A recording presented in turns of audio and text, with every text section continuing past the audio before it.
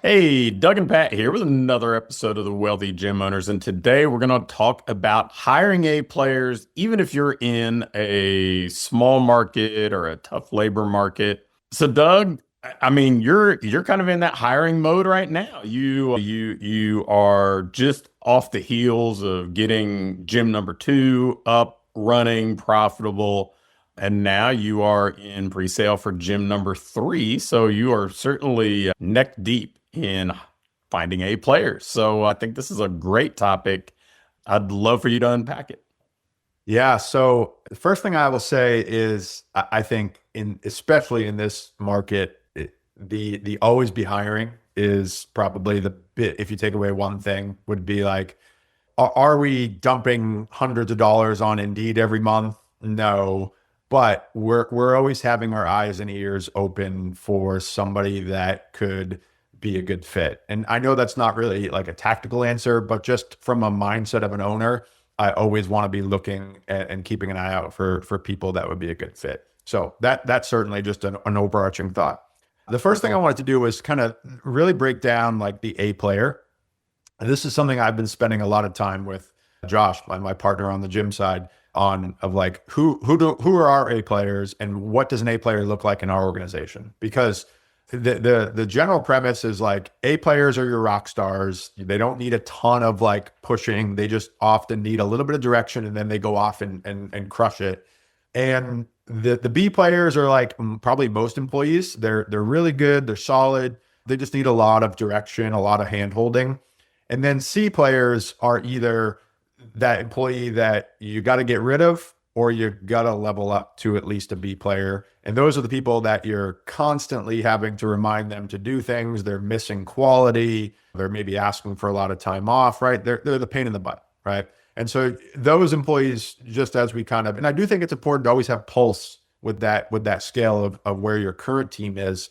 But looking at it from a hiring perspective, how do we go and find the A players? And that is, there's no exact blueprint that we found, or I don't even think exists out there to find an A player. But the first thing I will say is that they are typically more expensive, and that is something that we have to really wrap our head around because more expensive is not necessarily like substantially. It's not like they going from say $22 an hour to $50 an hour, right? It's the difference between $22 an hour and $26 an hour, right? It's the difference between this is my entry level and I can also get the same pay at McDonald's, or I can make a decent living and have an apartment and not have to worry about paying for my food. That's the difference between $22 an hour and $26 an hour. So I would start with that and say, don't be stepping over dollars, pick up pennies when we're arguing over can we pay them a dollar difference? Because sometimes that is the difference between an A player and a B player. Yeah, and it to be fair, it's probably pretty short-sighted because you're going to have more turnover, you're going to have more frustration that you're going to end up spending substantially more than the $4 an hour that you would have invested here on the front end. So definitely worth paying a little bit more to get the right person through the door. Yeah, for sure. And the next question is like, how do you find these people, right? So what has worked for us and continues to work for a lot of our clients that are building teams, at least in this marketplace, is to cast a pretty wide net and not have a ton of criteria for their training background. Because in my experience, a lot of A players are not rock star, super qualified trainers, right? Because if we put ourselves in their shoes, if I'm a really good trainer, I'm, let's say, good at building my own book, i.e., selling, I'm probably not looking for a job. I probably have a full book of business, or I'm going to go do it on my own or whatever. So if I'm looking for the most educated or the most qualified or the most experienced, that person exists, but they're probably not in the marketplace for a job. And even if they are, fitting into our model is going to be pretty challenging because you're going to have to ask them to do things drastically different. We would much rather cast a net for somebody who is hungry, motivated, maybe doesn't even have a fitness background. The A player is less about the knowledge base of training and more about the personality traits, right? Are they high integrity? Are they loyal? Do they have a good attention to detail? Are they a great team player? Those are the things that I'm kind of screening for versus do you know how to coach this exercise? Yeah, I think that we recognized that way back in my first training business because the people with the deepest resume in training kind of had their heels dug in on how they wanted to train. In many cases, were very much enamored with their list of acronyms behind their name, but less enamored with client service, personal relationship, being prompt, the things that frankly are the hardest to teach, right? Like, I mean, we want to be able to improve whoever we're bringing through the door, and honestly, it's a whole lot easier to steer them towards the education that you believe in, to teach them your training system, and build around the intangibles, the personality traits, the values, than it is to install personality traits and values in someone. Sure, for sure. So when I say cast a wide net, just to share some tactics, what that currently looks like is certainly like low hanging fruit is going to be getting it out to the network. So that's going to be things like obviously posting on social, getting anybody in your professional network to share it, to see if they know that if somebody's a good fit. We really like, this is where there's several reasons why we're fans of the Chamber of Commerce, but we always let our local chamber know that we're hiring because they might have somebody that friend of a friend or heard of somebody looking for something, new opportunity, whatever. And then I'm always shocked when I find out that gym owners don't do this. I always like literally one of the first things we do is we tell our clients that, hey, we're growing, we're looking for somebody. If you know anybody that's a good fit, here we typically drive people to like a landing page that is essentially just like if you're attracting a client, you're going to talk about the benefits and then you're going to have a small opt-in name, email, phone number. That's we market to team the same way, right? Put a little page together that talks about who you're looking for and then a little opt-in and then you follow up from there. And that centralizes for you, you're getting the word out all these different places. But if you can give everybody the same link, like yourwebsite.com/jobs, it's easy enough to have one central spot to drive everybody that's interested to. But a lot of our hires have simply come from not necessarily, we've had one or two clients themselves express interest, but most commonly is the client's sister's son is graduating from university, things like that. So just letting your clients know is not a guarantee, but certainly low hanging fruit. And if you are in the athlete training market, always going back to former clients is such an easy path. I've seen that time and time again with people that we've coached, franchises we run, and I see it in the places that I frequent now. So yeah, it's sometimes we jump right over the people right in front of us, and those are our best sources. Yep, for sure. So those I would say are like the organic kind of more grassroots way to find somebody. We still do in most markets recommend paying to have a placement on Indeed. Indeed, as of this recording, is the preferred platform. And we typically have a lot of our gym owners that will spend 10, 20 bucks a day just during that hiring period. We have one gym owner, I really like this strategy. He has, because in any of these platforms, whether we're talking Meta on marketing side or Indeed with the job hiring side, it is very much a pay to play, right? You can put your free stuff out there, but we all know that that's very rarely going to be seen. And so we have one gym owner that just like clockwork spends $5 a day for his Indeed ad just to make sure, even if he's not hiring, right? 365 days a year, $5 a day, just to have it out in the marketplace. And then when you are actively hiring and you do need that role in the next 6 to 8 weeks, that is where you can dial up the budget and kind of pay to have that seen with more eyeballs.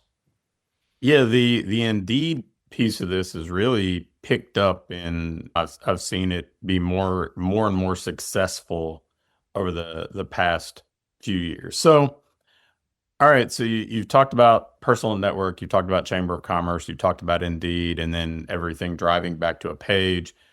What about things like university, internship relationships, anything like that? Yeah. So if you have those close by, I certainly think university connections are phenomenal because they have their alumni, plus obviously their graduating class that are interested. So certainly letting them know that you're hiring. And again, you can use that same link to drive them to and at least have that conversation. Internships are, I have a fairly strong opinion of internships that it's a lot of work, right? So I'm not like downplaying an internship, and I know that's a great idea. And this is coming from someone where for years we had 5 or 6 interns every semester, like clockwork. I mean, well north of 100 interns through our flagship location. But you got to put a curriculum together. You don't just throw them out on the floor and then 6 weeks later, 12 weeks later, they're a great coach. So it is a commitment. Not saying it's not worth it, right? Because it can be, we have plenty of clients that it's a great feeder system, of course, where you can put them in the internship. Then as soon as they graduate or as soon as they're done the internship, if you are in a stage of hiring, you have a great person that kind of passed the test to be a good team member. And of course, over time, you build up an alumni list of all former interns so that you can reach out to them. So I'm all for it. I would just say, be prepared that it's hard in anything in this business to put hours to, but to measure. But it's a commitment to build out the curriculum and to attract and onboard and keep interns trained up. So we've got varied lead sources. We've got the ability to leverage the channels available to us. So let's say we are getting some leads through the door. What happens next?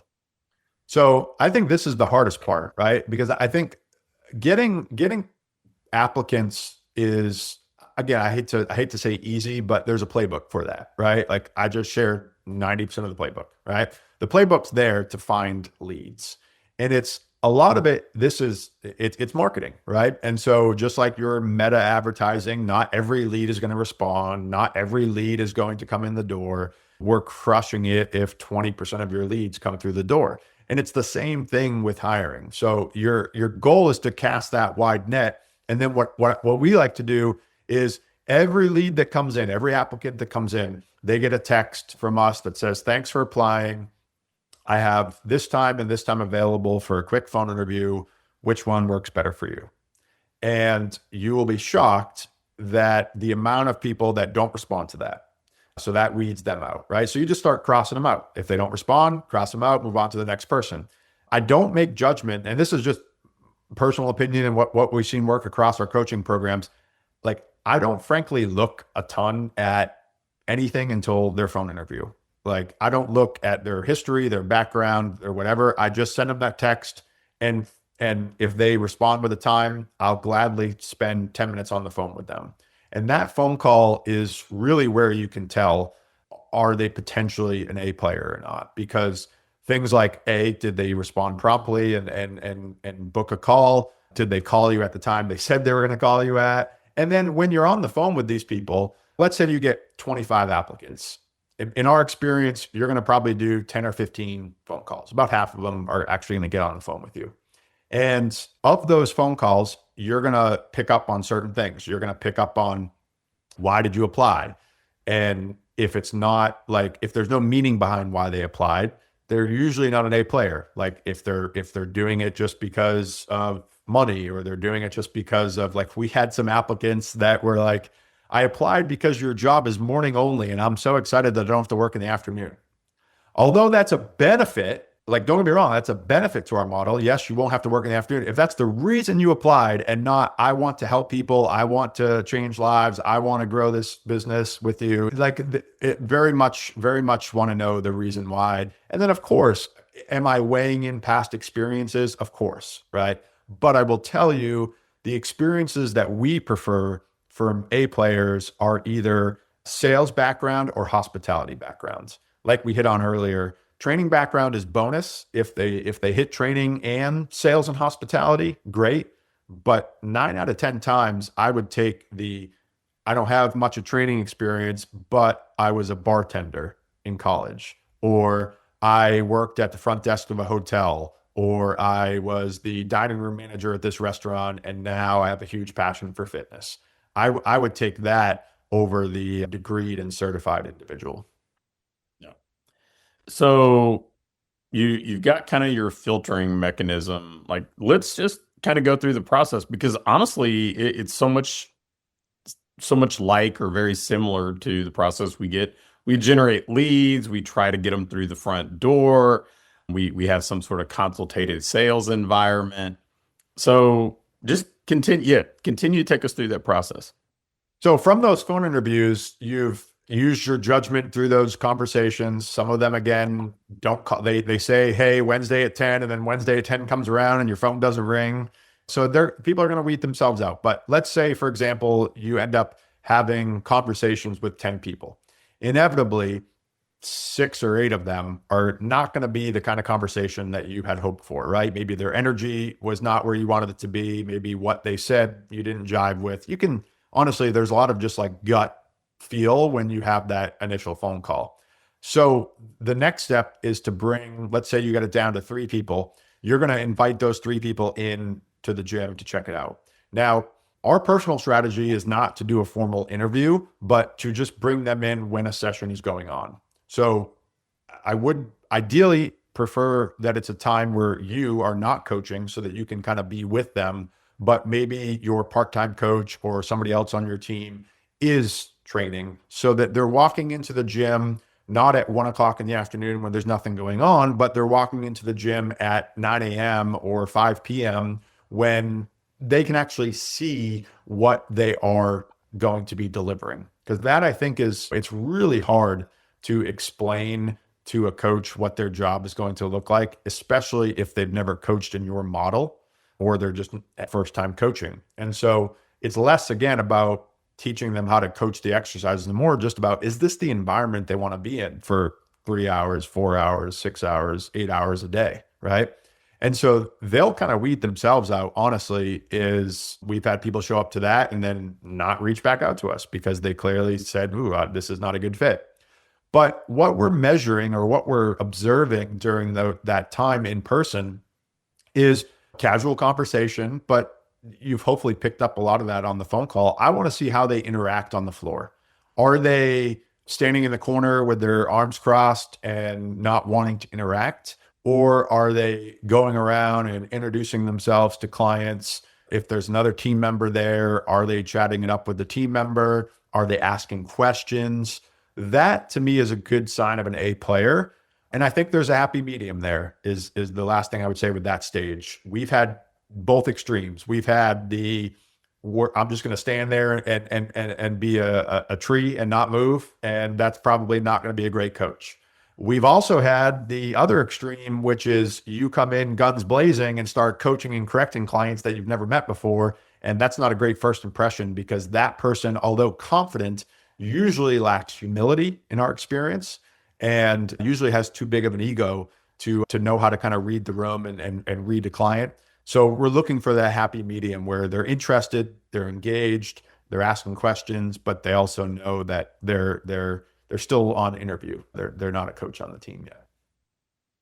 So, all right, you get this kind of tryout, if you will, right? What's next? So at that point, I like, if I do have a team, I'm going to go to the team and have them share any opinions. I think that's really important. If you have some of you listening to this, you have 2, 3, 4, 5 other team members.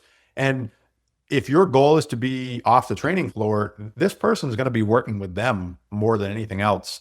And so I do like, and we have a perfect case study of this. We had an applicant, a coach that applied that we thought was solid. And one of our coaches, long tenured coaches, came up to us after the fact and said, "Yeah, there's something off about him. I just don't think he's a good fit." And we listened to it, but we ended up going with our decision, which was he's a good fit, whatever. We'll kind of look past that coach's opinion of him. And very quickly, we learned as soon as we brought this coach on that he was an absolute nightmare, right? Behavioral issues, punctuality issues. And in hindsight, we should have listened to our tenured coach because he clearly saw something that we didn't. So I think it's important to just do a quick scan. If you do have a current team, hey, what'd you think of that person? Do you see them as a good fit? And certainly it's your business, your decision, but certainly take that into consideration. At that point, it's offer, right? Send them the offer. Again, be very clear with what the role is. Hopefully they accept the offer, and then you move on to onboarding. I will say anybody that came in person, make sure that you close that loop with them. We have had several scenarios over the years where, let's say you got it down to 2 people and you're having a tough time decide, and you end up going with person 1. Close that loop with person 2 with a moment of gratitude that they took the time to come in and observe, because we have had scenarios where person 1 took the job and then in that gap backed out, and now we go back to person 2. And I think if you never close that gap, if you never kind of close that communication loop, it can be a little bit salty, and you're less likely to have a strong chance of going back to that person. So, I mean, I think that's a terrific process, and really the only kind of thing that I think we hear pretty regularly that you didn't dig into is, how long do we expect people to actually stick around as team members? If we have a single location, so there's not this, hey, you can ascend and go be the manager over at this other spot. What have you found to be a realistic expectation of how long a trainer or coach may stick around? Yeah, it's a great question, and certainly something that can be humbling for people, myself included. 18 to 24 months. I think 2 years is like the sweet spot, because, it's going to take, let's call it 6 months to become a really good coach in your ecosystem, right? And then they're going to have a year of like doing the job. And then a good person, like a good A player, is going to want to level up. If they don't want to level up, that's probably a sign that they're not an A player. And so it goes back to the first comment I made on this episode, which is always be hiring, because eventually an A player is going to graduate. And obviously you can promote them to what's very common in our industry, where you build a coaching team, you are the head coach, and then you typically revenue marks around 40 to 60K in monthly revenue. You get to a point where you can have your A player be the head coach, and they're the one kind of leading the team. That's really it, right? For a single location. So if they're an A player, they're going to move on, and that's okay. We just have to be able to be very comfortable with the hiring process to always be hiring. Of all the things that have evolved so much in this industry in the couple decades that I've been around this, everybody does recurring billing now. Small group is the preeminent model. I mean, franchising has exploded. I remember Alan Cosgrove and I did a product in early 2007, and 2 years was the goal then. It's one of the few things that it's just not changed much. And it's just the constraint of being a single site small business. So you can build around that and have that kind of pipeline full, and always be hiring. That's the way that we solve that issue. Yep. Yep. Yeah, I think just thinking in those 2-year cycles is a great way to think about this, right? Just like we expect hopefully a client to stay 2 years, maybe 3. If we build that in as an expectation, now you're not surprised when they come to you and say, "Hey, I got to move on." You're essentially, anything after that's a blessing, and so, but you're always ready to backfill. Yeah. So, well, another great episode, and a really pertinent episode, because most of the people watching what we're doing or listening in, hiring's a pretty important part of their operation. Either it's something they're just moving into now, or it's something they're dealing with on a very regular basis. So I appreciate you doing a deep dive into that. And that's another episode of the Wealthy Gym Owners.